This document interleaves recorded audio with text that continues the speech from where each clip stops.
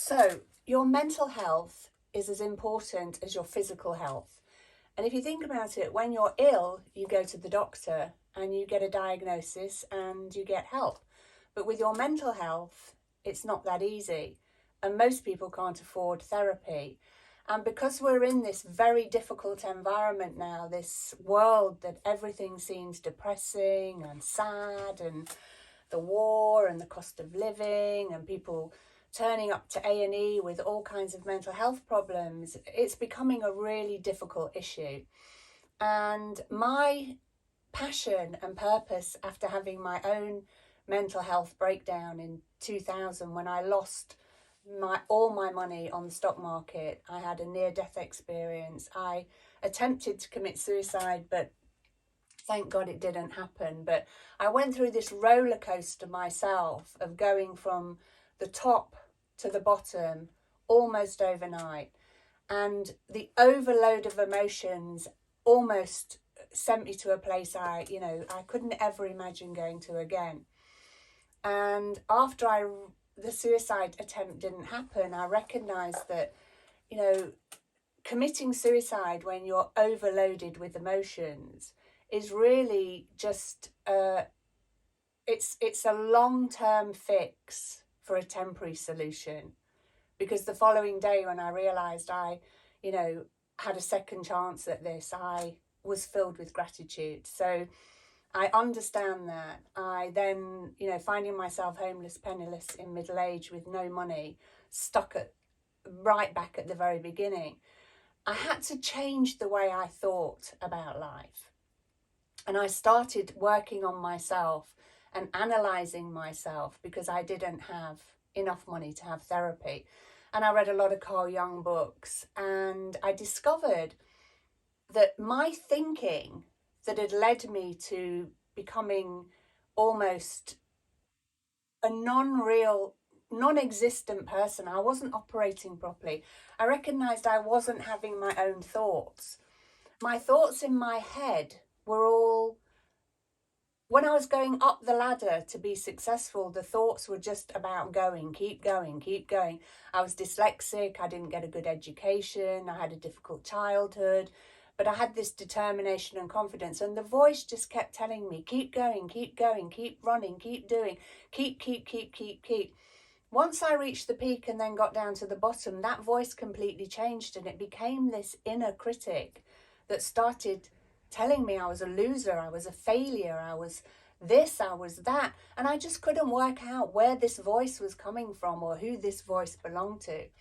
And with self-analysis, I learned to understand myself, understand the way I thought, understand why things had gone wrong. I stopped blaming myself. I stopped feeling like I was a failure.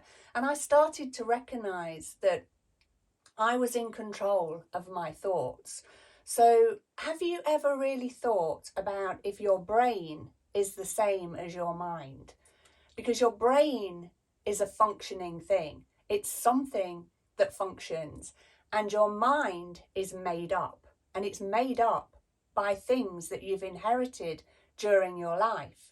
And that's why it's so easy for people to change their mind when it comes to what dress shall I wear, what food shall I eat. But changing the way you think is a really difficult scenario. And your brain responds to your thoughts. So if you constantly tell your brain that you are depressed, you are miserable, you're a failure, you're a loser, you're not happy, your body then gives you sensations and physical feelings that make you feel like you are down, a loser. So it's this never-ending circle of what you feed your brain, because the reality is we are what we think. We are what we eat. We are what we do. And it is not easy to change the way you think. It just isn't, because 95% of our lives are on autopilot. We do things without thinking. You drive your car to work. Sometimes you get there and you think, how did that happen? You put your keys down at home. You're in chaos. You suddenly can't remember where your keys are. So we only use 5% to 10% of our conscious brain to operate. The rest is either subconscious, that's like a computer, things that you've experienced all the way through your life, particularly from childhood, memories that remain in your subconscious. And then the rest of it is your unconscious, which is all the stuff that's hidden, the dark side, all the things you want to forget, all the trauma, all the pain. So if you actually think about your brain like this functioning thing that has three parts, the most important part is the smallest amount that we use. And that's why it's hard to change automatic patterns, automatic thinking, habits into conscious thought. And everybody says, do some meditation, clear your mind out. Self-help books tell you to ask the universe for a miracle. Religious people pray to something in the sky. It's all outward. After my experience and my own downfall, and now I own all my flaws, I don't care what anybody else thinks about what's happened to me. It's me, it's my life. They are my mistakes. I made them. I own them. I've forgiven everybody in my life that I believe hurt me. I've forgiven the past. I've taken my inner child. I've matured it. I'm in control of my life. And today I own everything. I'm not ashamed. I don't have status anxiety. I don't worry that I'm dyslexic. I've just written my third book. And this book was the wrong way around. This book is called The Worm Inside the Onion. And if I could have made this book for free, I would have made it for free. But when you're a self-published person, you have to go through Amazon and Instagram for distribution, and they choose the price. So I got it as low as I could because, you know, my life and my experience should be free because that's a gift and that's what I want to pass on to the world.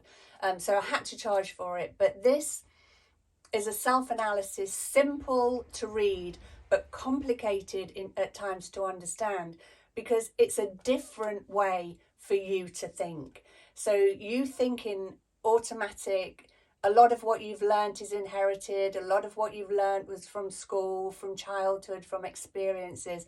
This is a new way for you to think about your life and how you can analyze yourself and work out through going on my journey, because this is how I did it, to help you start thinking in a new way so that you can start being happy and having the life that you deserve.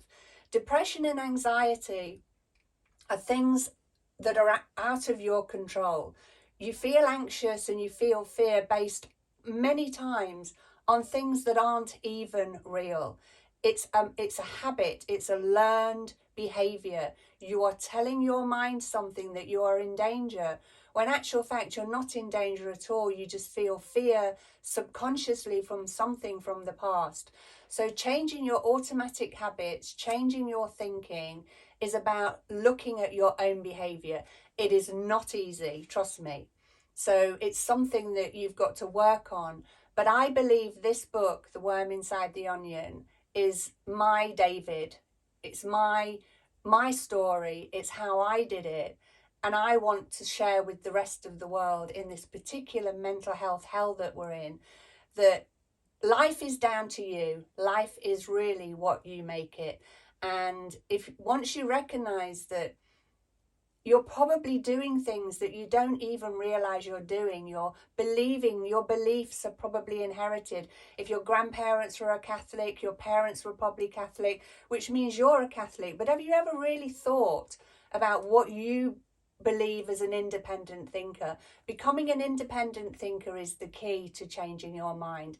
And like I've said a million times, it's not easy. So this book, The Worm Inside the Onion, you can get it on Amazon.com, you can get it on Amazon.co.uk, you can get it at Waterstones, Barnes and Nobles. I'm dyslexic. I've managed to write 3 books. So I'm slightly autistic as well. So I had a very lonely childhood. I got no qualifications. I ended up being a global financial headhunter. I proved my teachers completely wrong, who told me I'd end up in a factory. The problem was, when I reached the top of the materialistic world, I was empty. So don't ever believe that money, success and finance is the key that's missing in your life to make you happy. Because when you get there, you recognise you've missed a million other things. The key is to always be happy and in control before you make the money. Otherwise, you'll never be happy. So this book is a self-analysis book for the reader based on my own personal journey. And I want to make this a bestseller, not to be wealthy, because I life coach the homeless and the addicted, and my business funds that now as a social entrepreneur. So I'm not doing this to make money. I'm doing this to somehow help the world start believing in themselves, help people start thinking in a different way. And when you're an independent thinker, you don't have opinions. And when you don't have opinions, you don't have fights. And when you don't have fights, you're happy. And it's very common sense, particularly for young people. This is a great book for somebody who's young and has lost their way, feels isolated because they're dyslexic, autistic, have ADHD. See, when you're dyslexic, you have to really think about things. But all of those things are diagnoses. But the truth of the matter is, life isn't easy. And until you learn how to be an independent thinker, and you learn to stand alone, and you learn to stop to not care what other people think, you believe in yourself, you trust in yourself, you love yourself. And I think when gratitude, joy, and independent thinking come into your lives, then miracles do happen. So worm inside the onion, and I hope that it helps at least one person, because if we can save one person, we're on the road to having a much happier, healthier world.